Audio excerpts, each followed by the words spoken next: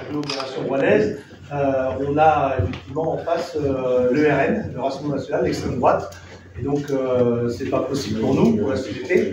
Je laisserai Sophie s'exprimer et puis chacun s'exprimer. Et en soutien avec donc les trois, là, il y avait 4 candidats, peut-être M. Le Seul qui nous rejoindra tout à l'heure, mais de la première, de la troisième, de la quatrième, de la cinquième circonscription, là, qui font tous face à des candidats RN. Voilà.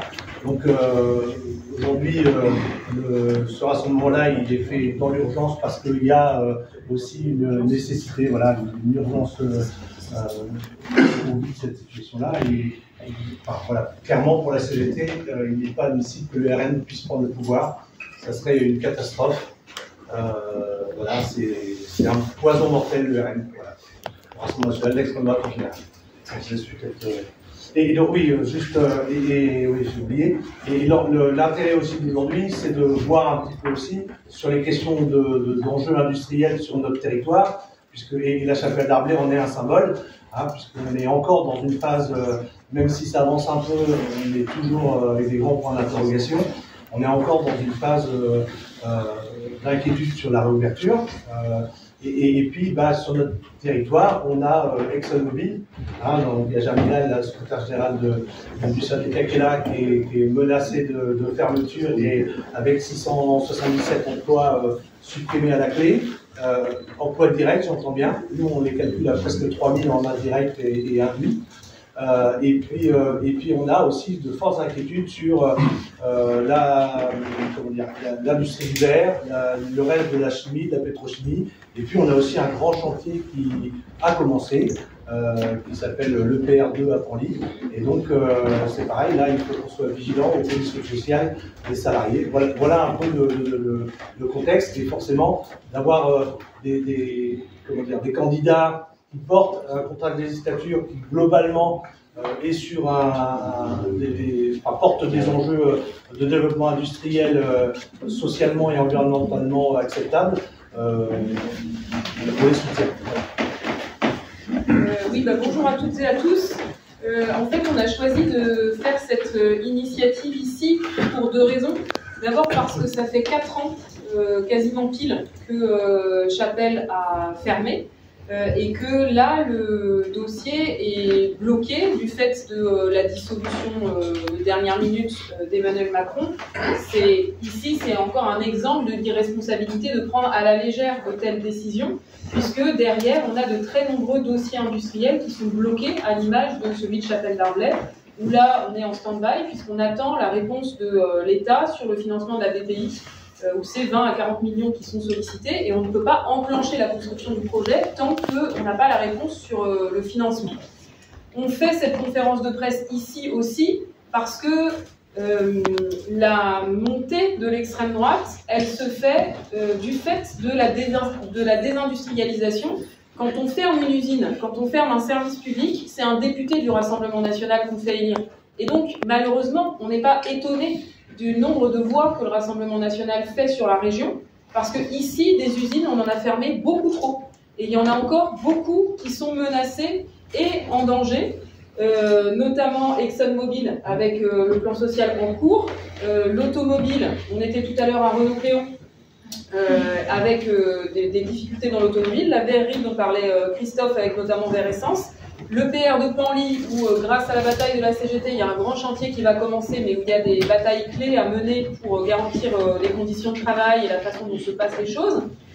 Et donc, en fait, là, potentiellement, Chapelle d'Arblay, ça sera un des premiers dossiers sur le bureau du nouveau Premier ministre et du ministre de l'Industrie.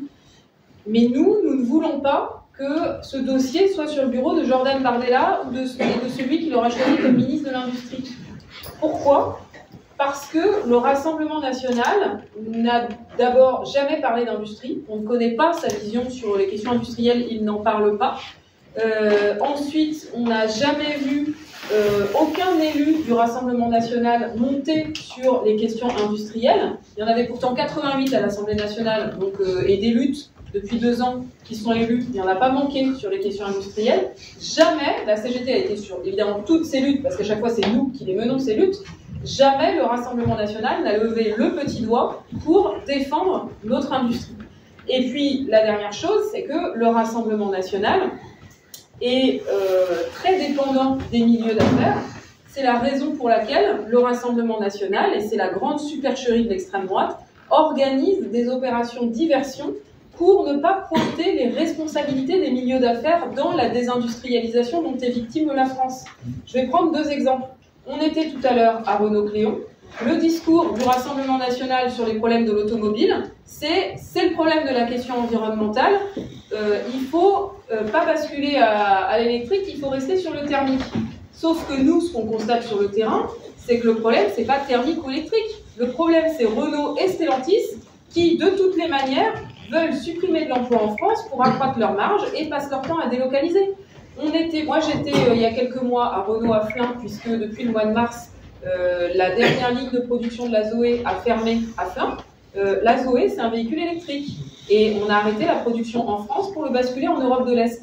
Donc le problème, c'est pas le thermique ou l'électrique. Le problème, c'est les multinationales à qui on laisse la bride sur le cou et les grands constructeurs comme Stellantis et Renault qui se gavent d'être publics et dont le seul objectif, c'est de faire remonter plus de dividendes aux actionnaires et aux patrons. Et on sait que et le patron de Renault et le patron de Stellantis sont parmi les mieux payés du CAC 40.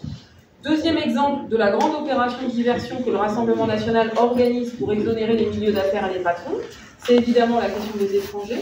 On sait que notre industrie, elle ne tournerait pas sans l'apport des travailleuses et des travailleurs étrangers, sans l'apport des travailleuses et des travailleurs français d'origine immigrée, mais considérés par le Rassemblement national comme des sous-français, des Français de papier, des Français de seconde zone.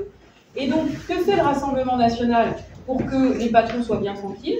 Il organise la mise en opposition entre les Français et les étrangers, les Français qui n'ont pas la même religion ou la même couleur de peau et les autres. Et on sait que quand on fait ça, celui qui a la paix, c'est le patron, parce que dans ce cas-là, on va le laisser tranquille et on ne va pas s'intéresser aux patrons et aux plus riches. Et donc c'est ça la supercherie du Rassemblement national, c'est pour ça que la CGT dit, martèle, répète, ne nous tirons pas une balle dans le pied en élisant des députés du Rassemblement national qu'on ne connaît ni d'Ève ni d'Adam, puisqu'ils ne font même pas campagne, on ne sait même pas parfois à quoi ils ressemblent, et pour cause, dès qu'on voit à quoi ils ressemblent et ce qu'ils disent, c'est pour ça qu'ils ont pour consigne de se taire en fait, ils ont pour consigne de ne pas faire campagne, dès qu'ils parlent, ils tiennent des propos racistes, antisémites, sexistes, homophobes, négationnistes, et ils cautionnent des comportements violents, puisqu'on le voit depuis 3 semaines, les violences elles flambent en France, des violences racistes, des violences homophobes, des violences contre les militantes et militants.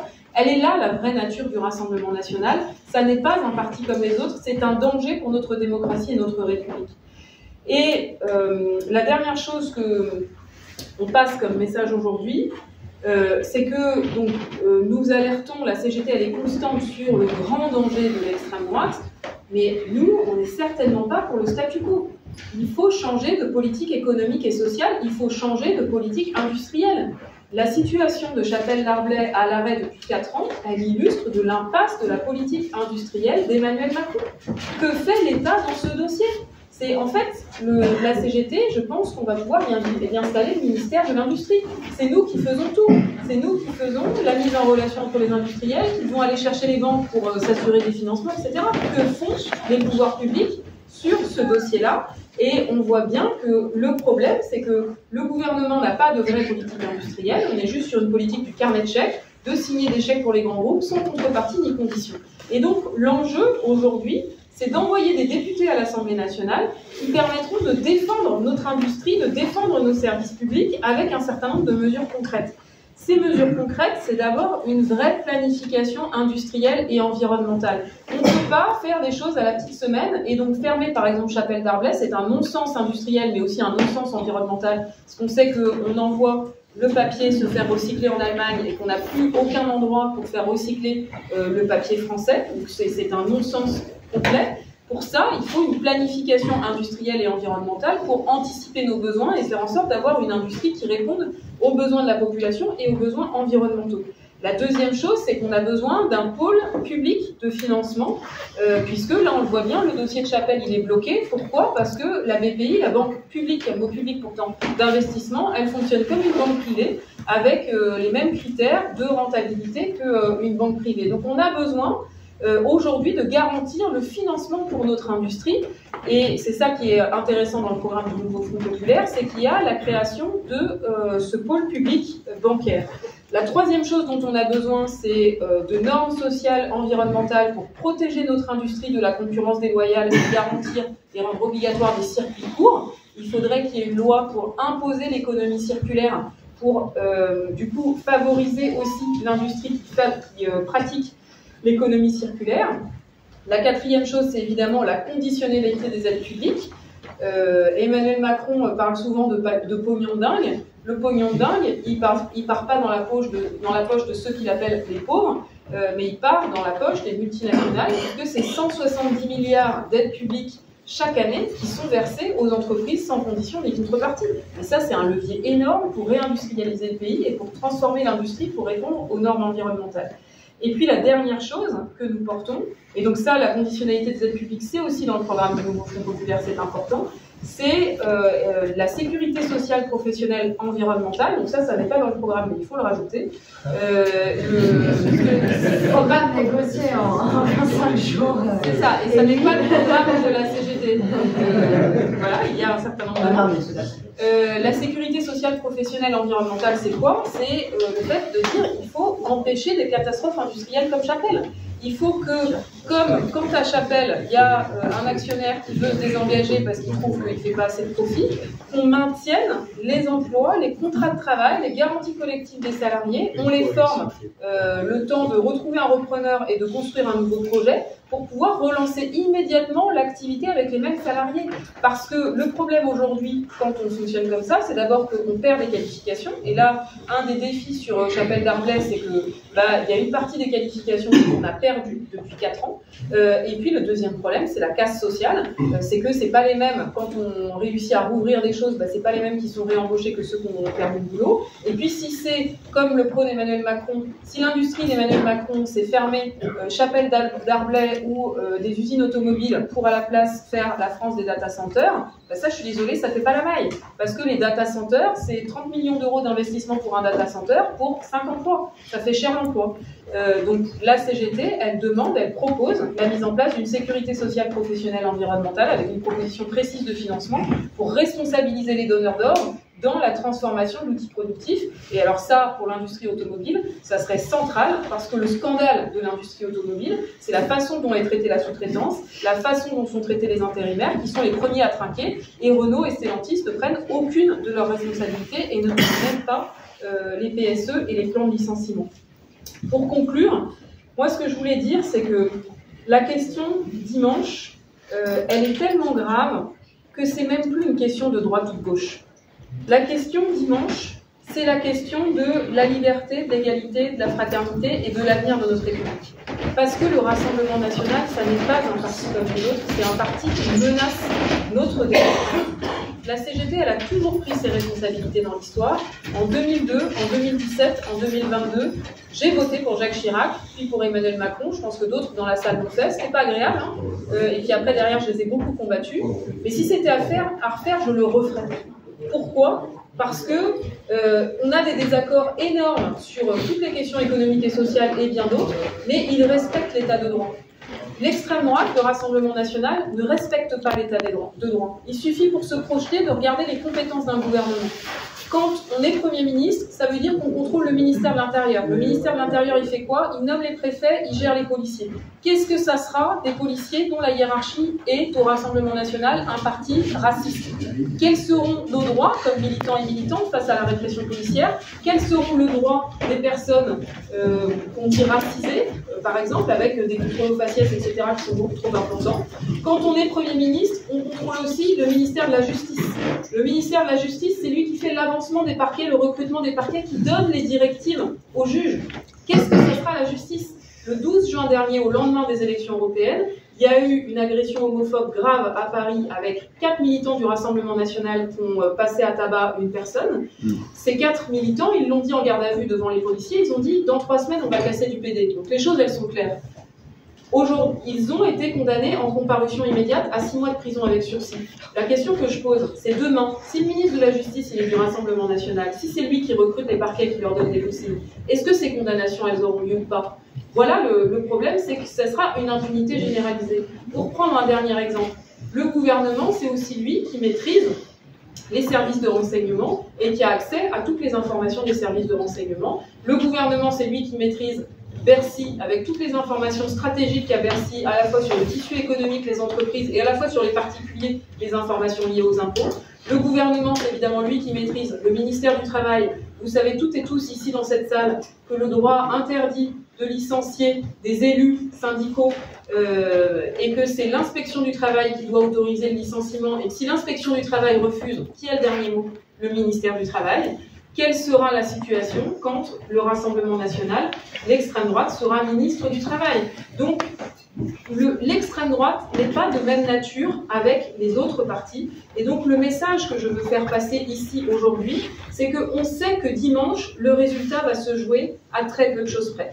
Ça va se jouer à très peu de députés près. Chaque député va être élu à très peu de voix près. C'est la raison pour laquelle la CGT, elle mouille la chemise, que la CGT, elle ne pouvait pas rester au bord du chemin et qu'elle prend toutes ses responsabilités et que jusqu'à dimanche, il faut qu'on aille chercher les voix une par une pour empêcher l'extrême droite d'arriver au pouvoir. Rien n'est joué. Dimanche, on peut avoir le pire comme le meilleur parce que nous avons aussi la possibilité de faire élire une autre majorité qui change la donne et qui répond à nos revendications. En commençant, j'entends parler de grandes coalitions, etc. Bon, la CGT, elle ne rentre pas dans ce type de débat. Nous, ce que nous disons juste, c'est la question centrale, c'est les revendications des travailleuses et des travailleurs. S'il y a une grande coalition pour continuer la politique d'Emmanuel Macron, c'est pas possible. Nous, ce que nous voulons, on vient de gagner l'abandon de la réforme de l'assurance chômage, c'est une grande victoire syndicale. Ce que nous voulons, c'est l'abrogation de la réforme des retraites. Ce que nous voulons, c'est l'augmentation des salaires et des pensions. Ce que nous voulons, c'est une autre politique industrielle et un investissement dans nos services publics. Après, le casting, nous, c'est pas notre sujet. L'enjeu, c'est le fond et les mesures de fond qui figurent dans ce programme du nouveau Front populaire et qui sont très importantes parce que si on ne change pas la donne sur les questions sociales, là c'est sûr que le Rassemblement national, on lui déroule le tapis rouge. Il faut répondre aux aspirations sociales, il faut répondre aux problèmes de déclassement sur lesquels l'extrême droite fait son lit.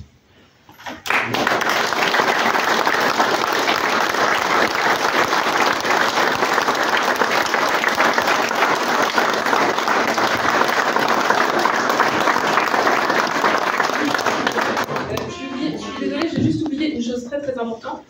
Sur Chapelle Darblay, donc je le disais, c'est stoppé la proposition de dissolution, mais Gabriel Attal peut régler la situation très vite, hein, comme il l'a fait sur l'assurance chômage, où entre 23h et minuit dimanche soir, il a tout d'un coup entendu les arguments des organisations syndicales et il n'a pas signé le décret. Donc moi j'interpelle Gabriel Attal, il lui reste 4 jours pour régler la situation de Chapelle Darblay. Et donc nous allons lui renvoyer évidemment toutes les informations de ceux qui vont être validés pour que Chapelle Darblay, le projet, puisse avancer. Donc le gouvernement doit continuer à prendre ses responsabilités jusqu'au bout et à répondre à la situation de Chapelle Darblay. Merci.